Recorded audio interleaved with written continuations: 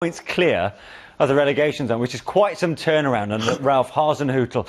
As their form continues for Manchester United in our feature game at home to Norwich, big winners in the end, and well worthy, of course, against bottom club Norwich. They actually started the game well, and they just didn't have quite that little bit of a killer in the final third in the first half, but then once it got to 2, it was always a little bit too much for Norwich. It's got away from. I think we have got a team at the moment that definitely look like they're going to tail off, and they're not going to have enough to get themselves out of it. But for United, good win up to 5th, and that's a bit more like it today. It was a win that they should have got, but they did it in emphatic fashion. Yeah, they really showed their attacking prowess, and Marcus Rashford, making his 200th appearance, got them up and running with a nice near post, far post finish, but a great ball from Juan Mata. Well, yeah, it was, and like you see, he's got a lot of time and space coming on his favourite left foot, and we were thinking, can the goalkeeper make it a little bit difficult? You're talking about 2, maybe 3 yards out, and you know, as the ball has come in from quite a way, you're thinking the goalkeeper should be edging towards there. Can he? He doesn't. You see where he is now. He's got to go and put pressure on Rashford to make it more difficult for Rashford. He's got to have contact with Rashford, just to put him off of it. It doesn't do it, and in the end, it's a nice finish. Yeah, great ball, lovely ball in. A word from Juan Mata today. Yeah, who I know really impressed both of you as well. He's a classy player, and if he's given room to operate and given room like he was there to pick his head up and find a pass, he can do that. He's more than good enough to hurt the best. So he struggles a little bit sometimes against the best opposition when he doesn't get the time. He hasn't got the legs and the power anymore, but certainly in that sort of company, he's always going to flourish there. 1-0 down at the break for Norwich. Daniel Farke will be quite frustrated at the way that they conceded the second. It came from the penalty spot, but only after Tim Krul came racing out.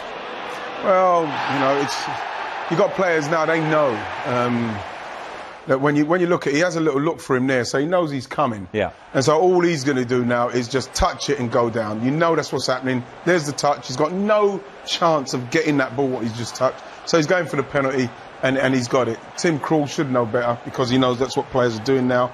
And to be fair, he got close to it, but it was a good pen in the end, because it went in. I think with that one, for the referee, Anthony Taylor, when it happened, they're always going to point to the spot. For the VAR guys, probably not clear and obvious error enough to overturn that particular one. So I would live with that one. I think that one's absolutely fine. OK. Anthony Martial got Manchester United's 3rd. What did you think of his header, Ian? Well, when you look at it, when you see Maguire and Lindelof coming in, causing a little bit of problems, and we'll see when we see it from the other side and see the slow motion. You see them coming late. And then what happens with the 2 Norwich centre-halves, you see Tetty there. And then once they come in late, they get attracted to him, and they kind of vacate the space where one of them should be. You know, and Martial, he doesn't have to do too much. He just stays where he is. You can see them, they're attracted by it. He stays where he is, and you know, one of them should be in that spot. And you know, it's an easy header in the end. Good header, that is right. Oh, yes, it's a good header, but good header really from Martial. Poor defending. Don't normally see him do that too much, you know, like rising above people and powering it in with his head, but that's really good contact, good goal. Then we saw Mason Greenwood get the 4th for United. He's often been claimed as the best natural finisher at Old Trafford by Ole Gunnar Solskjaer. Here he showed exactly why. Again, every time he has a shot, this boy, it's on target, or he makes a goalkeeper have to work and get his hands on the ball. I just think he's got that knack of having that feel, righty.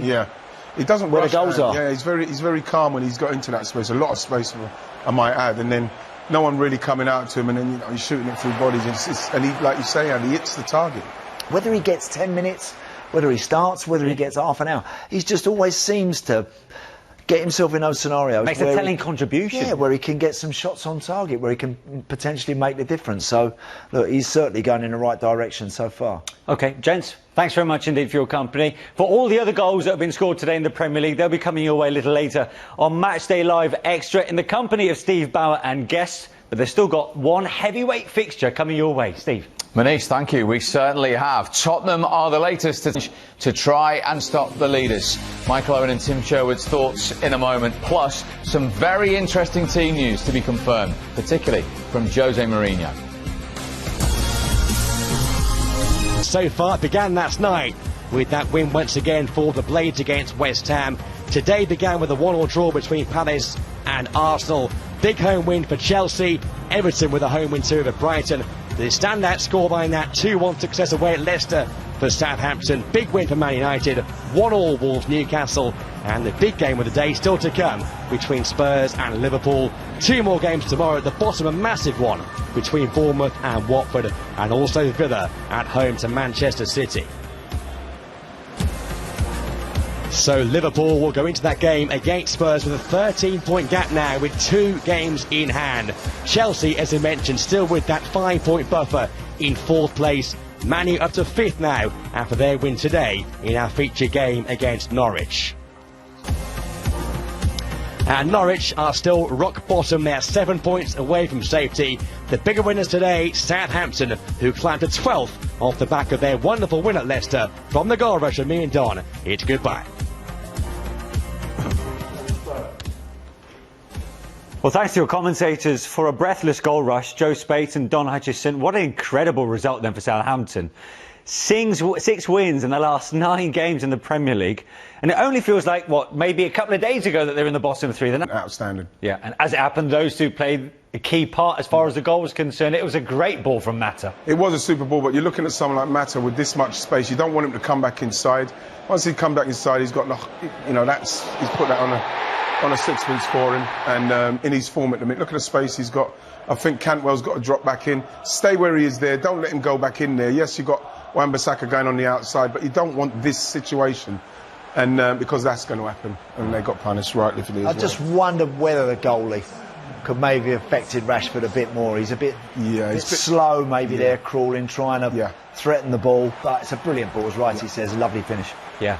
And for all that pressure that they applied on Norwich in the first half, there was a warning from Norwich just before the half-time whistle through Todd Cantwell that, you know, they could have come away with a 1-1 scoreline at the break. We've just seen a game earlier on today where Arsenal dominated the ball, got 1-0 up and didn't win the game. 1 is never enough. Not in this league, whether it's top versus bottom, it doesn't matter. And they had a chance, but it didn't take it, so they've got to keep believing they can get back in it. 4 other games to bring you up to date with. They're all at half-time. Next, let's go to the King Power Stadium for Leicester against Southampton. It's 1 apiece as well, at the break here.